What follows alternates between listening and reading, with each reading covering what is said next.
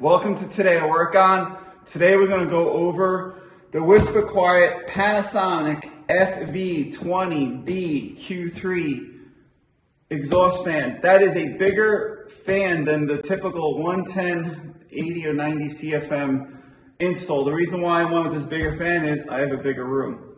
This is not a 4-inch duct. We'll get into how big the duct is.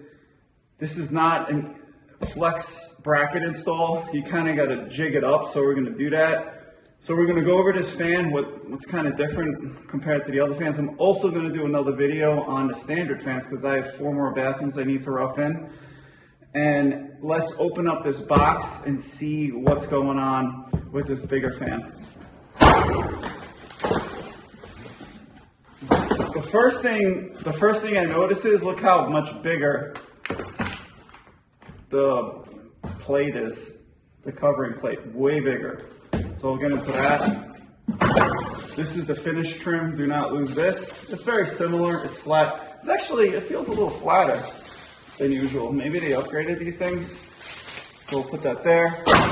And now we have the fan itself, and it's beefy. It's a beefy looking fan. So let's open it up. So it is way bigger than the other smaller fans. You know what? I'm going to open up a small fan just to give you a quick comparison. But let's look and see what we have going on here. By the way, I'm never going to finish this house. The first thing, there's a little box that's right on the side, and it's the hanger bar assembly and screws included. So that's good. Hanger bar assembly. So maybe it's not as hard to install. We have some styrofoam. Let's pop that off.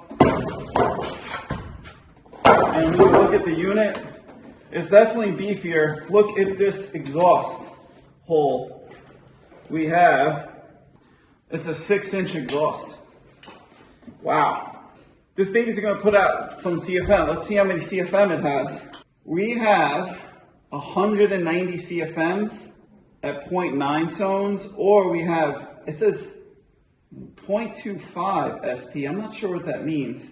At 1.4, I think this is the 190 CFM setup. I'm 99% sure. So I don't see any brackets on here whatsoever. So that means I think I'm going to have to build a box to install this. But man, this thing's a monster. Let's open up another box just to compare it. Well, I'm blown away. Look at the size difference from one to the other. Wow. I have never put them side by side, but that is a huge difference by a lot. So if you get this bigger fan, make sure you have the room to put it in because it's a beefy girl. Let's put this fan back so I don't lose the parts, the smaller fan, and then we will start working on installing the bigger fan. Let's open up this box, see what we got going on. Some grommets. We have these brackets. We have these just rubber somethings. We have grommets, and we have some machine screws with big washers. All right, let's see what we have to do with all of this. What they want us to do is make a header. So this is actually more difficult to install than the easy bracket system. And I don't understand why they don't have the easy bracket system for this. It'll work, but if you got to retrofit this thing, it's not going to be easy. Keep that in mind. You might have to save this. You might be stuck with the pick-a-flow easy install brackets, but in a new construction, do it right. And anything over 150 square feet in your master, make sure you put in this bigger exhaust fan with the 190 CFM. Let's measure it out and throw a box on it. I'm going to throw a few recessed lights in this area, 1, 2. So I don't want to put the exhaust fan in here, but I'm going to put it right outside, which is going to be right here. So what I'm going to do is I'm going to split the middle of where my bathtub and my shower is going, and that's where I'm going to line it up. And I have all the room in the world up here to do whatever I want. So let me measure this out, and we'll start framing it in. Now the question is, how do I want to situate this box? I want to situate this box where my vent is going to go this way and out underneath where I put my drop ceiling for the steam shower. I don't like doing ceiling through the roof exhaust fan setups because of moisture issues. I just don't like it. I think siding is way better and tougher than plywood and the heat and everything else. I just don't like it. So I have my center mark right here. That's where it's basically gonna go. So now I gotta run a couple of headers across, and let me do that. Also, my box right here, this header coming this way is gonna run out a little bit further because you can't run any 2x because of this box. And this is different than the Pick-a-Flows. This box does not come off. It stays stationary. So this is also a little bit harder to rough in. And if you had to retrofit it, you're making a big hole and then you're doing drywall work. You can't retrofit this cleanly like a Pick-a-Flow. All right, so let me cut some wood and let's nail this up. I added so I think the easiest way to square this off is just put this back up like so. And you can see I gotta come back a smidge, and that's pretty much square. And then we have plenty of room for here, which looks good. With the 2x4, I'll show you a picture of this. So next up, I'm gonna run a piece of 2x4 across this way to catch it on this side as well. So let's do that. Man, it looks tiny from down here. Let's do a test fit. And it should just slide in. Remember, go at least 6 1/4 inches this way. All right, we're like at 12 3/8. Let's check it out. You want it kind of snug.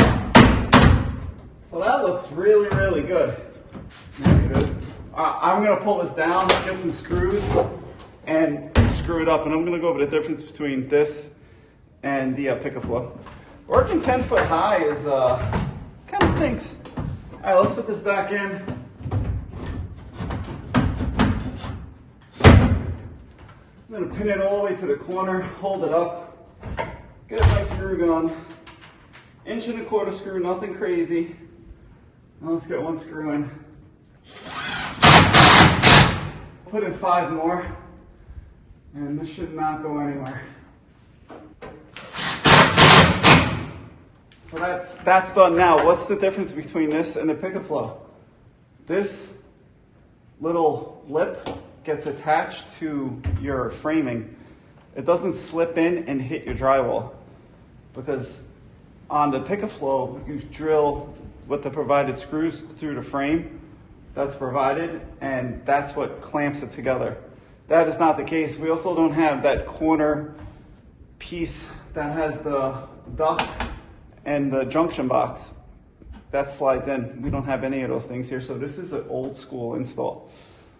So that is done. This thing is framed in. It looks really good.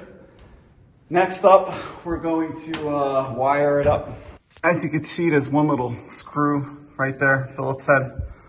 So let's pop that off and pop this plate off and see what we got going on. Let's pull the plate. Just kind of slides off. And what do we have there? Very basic wiring. It's a 2-wire, 2 grounds, common and hot. That's it. So let's run some 14-2 to this.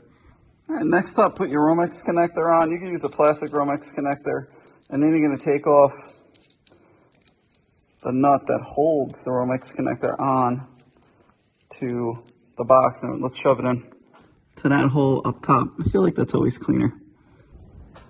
That's how it should look with the Romex connector. Now we're going to do the grounds first. So let me twist the grounds together. I'll get some wire nuts, and then we'll close up this electrical box. I always like to do my grounds first.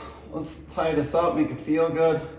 Get a few twists around the wire. That looks good. Let's shove that in there.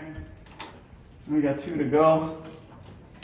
You know, when it's stranded wire, you just put both wires together and just twist.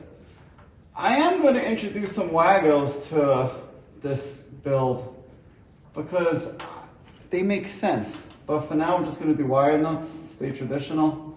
Same thing, a few twists. Last one we have is black to black.